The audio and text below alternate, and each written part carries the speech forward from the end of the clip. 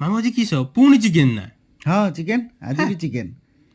କ'ଣ ସବୁ ସେଦିନ ଚିକେନ ଆଜି ବି ଚିକେନ ଭଲ ଲାଗୁନି। ଶୁଣ ଆଜି ଚିକେନ ଗୋଟେ ନୂଆ ଆଇଟମ କରିବା ବୁଝିପାରିଲୁ। ଚିକେନ ନୂଆ ଆଇଟମ ମାନେ ଚିକେନ ଆଜି ପତ୍ର ପୋଡାଟା ହବ। କେନ କରିବ ପତ୍ର ପୋଡା? ଆମର ଚୁଲି ବୁଲି କିଛି ନାହିଁ, ପୁଡିବ କେରକ ତମେ? ଚୁଲି ନଥାଉ ଆମେ ଗ୍ୟାସରେ ପୋଡ଼ିଦେବା। ଗ୍ୟାସରେ ପୋଡ଼ିକି ଦେଖିବୁ ବଢ଼ିଆ ହେବ। ତୁ ଚିନ୍ତା କରନା, ଗ୍ୟାସର ସଲିଡ୍ ହେବ, ଗ୍ୟାସରେ ପୋଡ଼ିଯିବ।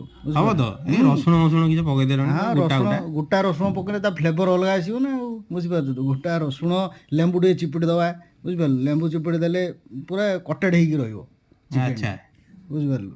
ଦେଖାଯାଉ ଆଉ। ହଁ ପୁରା ଚିନ୍ତା କରନା, ବଢ଼ିଆ ରକ ହେବ। ଗ୍ୟାସରେ ପୋଡ଼ିଦେବା, ଟିକେ କଞ୍ଚା ଲଙ୍କା ପକେଇଦେବା, ବୁଝିପାରିଲୁ। ଟିକେ ରାଗ ହେଲେ ଆହୁରି ଟେଷ୍ଟ ଆସିବ। ପୁଡ଼ିବ କେରକ?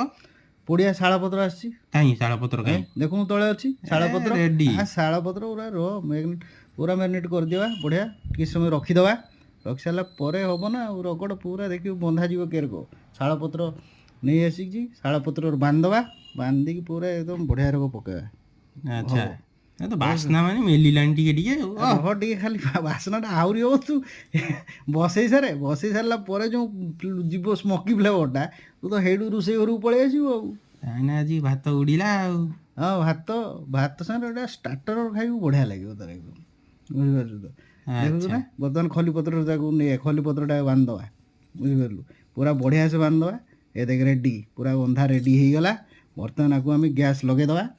ପତ୍ରଟା ଜଳିଯିବ ନା ତାକୁ ଇଏରେ ଗୋଡ଼େଇ ଦେବା ନା, ଫଏଲ୍ ପେପରରେ ଗୋଡ଼େଇ ଦେଇକି ତାକୁ ବସେଇଦେବା।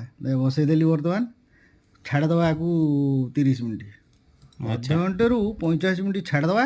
ଫଏଲ୍ ପେପରଟା କିଛି ହେବନି, ପୁରା ଭିତର ପତ୍ରଟା ପୋଡ଼ିଗଲା। ଦେଖ ବର୍ତ୍ତମାନ ପତ୍ର ପୋଡ଼ି ଯାଇଛି। ବର୍ତ୍ତମାନ ଖୋଲିବା। ମାଲ ପୁରା ରେଡ଼ି, ପୁରା ରଗଡ଼। ଦେଖୁଛୁ ତ, ବାସ୍ନା ମାନେ ରେଡ଼ି, ଏକଦମ ରେଡ଼ି। ଦେଖ ପୁରା ରଡ଼ ହେଇଛି ତ, ଆଉ ଉଡ଼ିବ। ଦେଖ